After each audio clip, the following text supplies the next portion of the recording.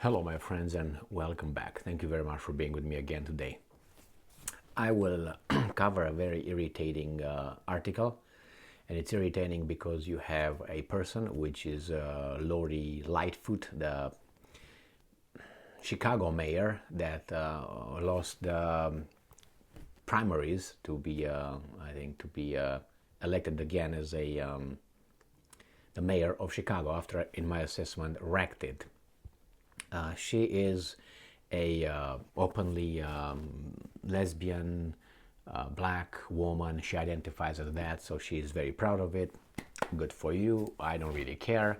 All I want is for you to do a good job for the citizens of Chicago. That's all. I don't care your height, weight.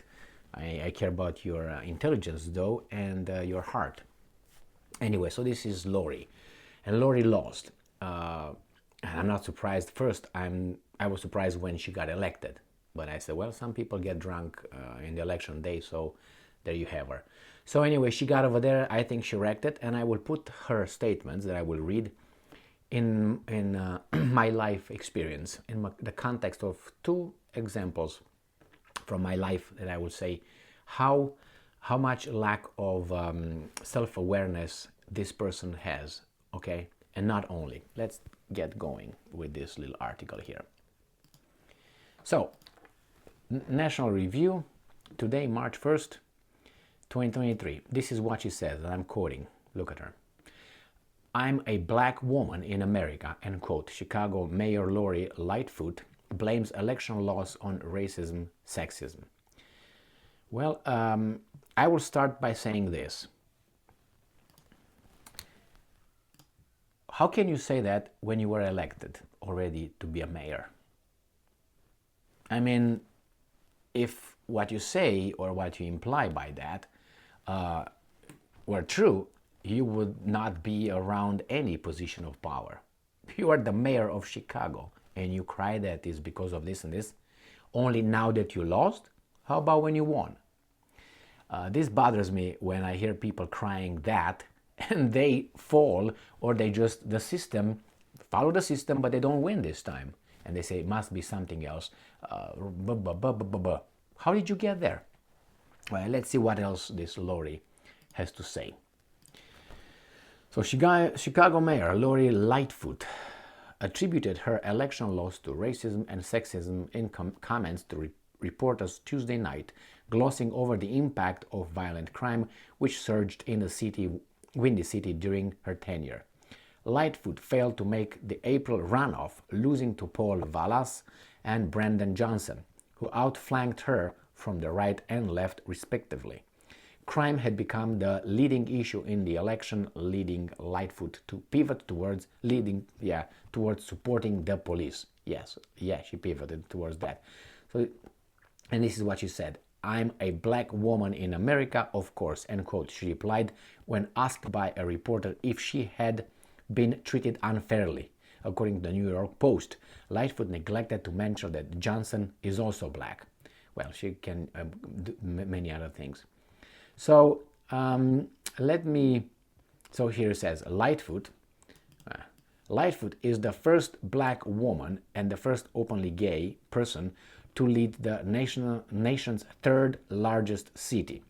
She had been heavily criticized for the rampant crime in Chicago and the demonization of police. While Lightfoot initially supported cutting the city's police budget, she has since pivoted, of course. Violent crime in the city increased by 40%. You know what 40% is? Jesus Christ. Remember, put this in a different perspective. Let's say you get an income increase of 40%. Let's say you make $100,000 a year and you get $40,000 increase. That's 40%. Since she was elected in 2019 on a premise to bring down crime rates, the Chicago Sun-Times reported. With 94% of vote counted, it was not a primary, it was a goddamn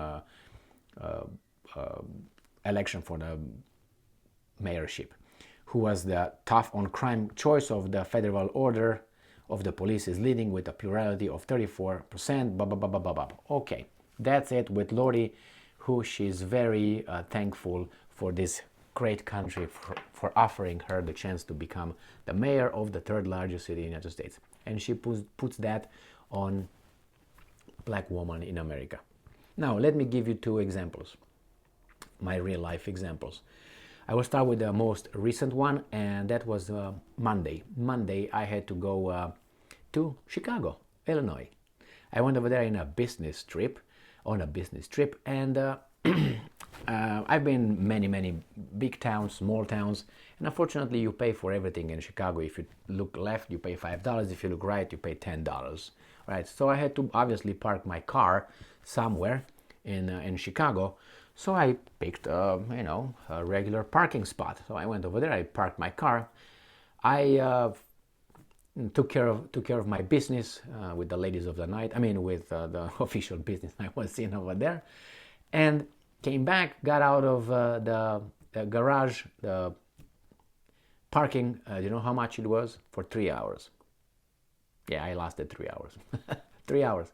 It was $54. $54 for 3 hours. I thought my balls were dragging down the asphalt while I was driving away from Chicago. That's how I felt. I felt raped. But hey, you can't always get what you want. Well, not even what I need. So that's Lori. I was like, $54. Jesus Christ, for 3 hours? Nah. Yeah, that's what it is. Now that was the first one. I'm gonna give you another direct life experience. I'm not gonna mention names. I'm not gonna mention departments. In one of my jobs, okay, we had over there. We were 12. I think it was about 12 supervisors. Out of the 12 supervisors, there were 2 male supervisors. There were the rest were females, so they were way overrepresented. Then you had from those. I can't remember. I think it was 12. So let's take 2 out, and you have 10 women. And those from 10 women, there were at least half of them. I think there were 6 or 7. They were black. So there would be about 60% of the 10. So 6, let's say, 60% overrepresented according to the our equity thing. Nobody said anything about that. On the contrary, there was no black male supervisor. None, 0. In any position of power. Not a director, not the programs directors. No. There were no black male. Now, I think that's a very much discrimination right there. And then we had among these 10 women, 1 or 2 were lesbians, gay, however we want to call them. I don't care, homosexuals, if that's the same definition. There were, I think, 2. I think that's maybe overrepresented to the total population, because there would be 20% of all, and they were women. Anyway, I didn't mind. This is what really, like Lori, they were having equity, inclusion, and diversity meetings where you had to participate, obviously, and you hear these guys complaining that that's systemic racism and it's not equity, and we need to promote this, promote that, get rid of this and get rid. I was thinking, if we just use mathematics, arithmetics, you're 12. I'm talking about just the supervisors. Okay, I'm not talking about the rest of the people that who work over there, which kind of I didn't get to count them. But by looking around, it was about I would say 95% women, okay, and 5% men. Again, not black men, not many. When they were coming, they were leaving fast. And male, as I said, 5%. Women, I think they were about 60 to 40. 60 African American, 40% white.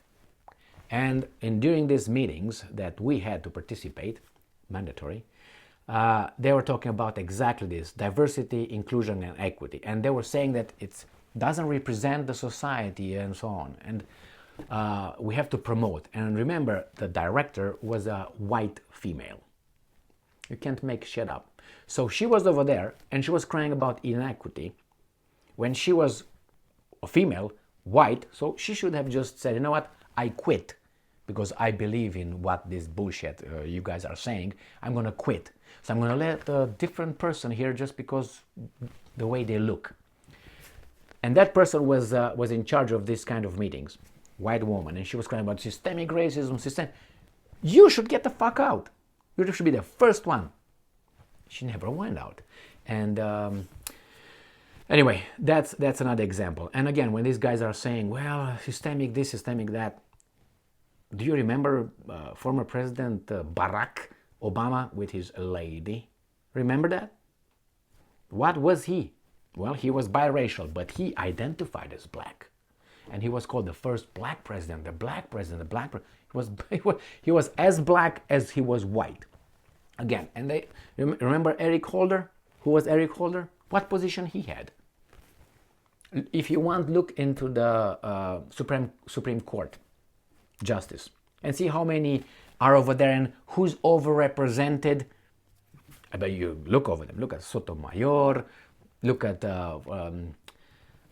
now she died. Whatever her name is. Just look at their biography and put them on. Assign them groups. Remember, over there, where I was talking about the 12 supervisors, there was no little people, there was no transgender, and I think there were more people with brown eyes and brown hair than blonde. So I think that was discriminatory. I don't think there were any Italians in the. I don't think there were any people of 6 feet tall. You know what I mean? I mean, if you put everything in groups, you will have a lot of discrimination.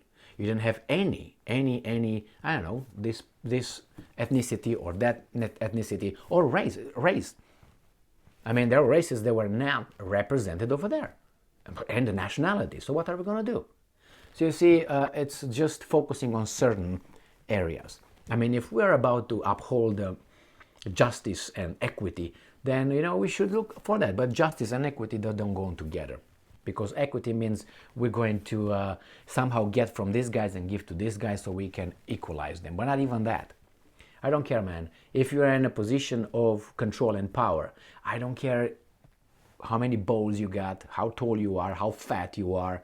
The only thing I care, or what race or ethnicity or whatever you want to, I don't care. And I don't even need you to tell me. I don't give a. That's not your attribute for which you were employed and put on that position. The only one is do the job excellently, better than anybody else. That's all I care. You can be a cyclop. I don't care. Just do it right. So when I hear this Lori, who now she lost, she doesn't like the system anymore, and it must be because of that. Who came with that? Who says, I'm the first this, I'm the first that, I'm so proud? She did. And now she's the only one saying it's because of that. I don't give a damn what you are. I don't give a damn your color. I don't give a damn where you want to take it, in your ear, in your butt. I don't care. But for these guys, it's just, it's because of that. So, ungrateful. And look at her. Think about where would she made it like this big. In Romania? I guarantee you not. But here, and she's again blaming this great country. But these people that are ungrateful, you find them everywhere.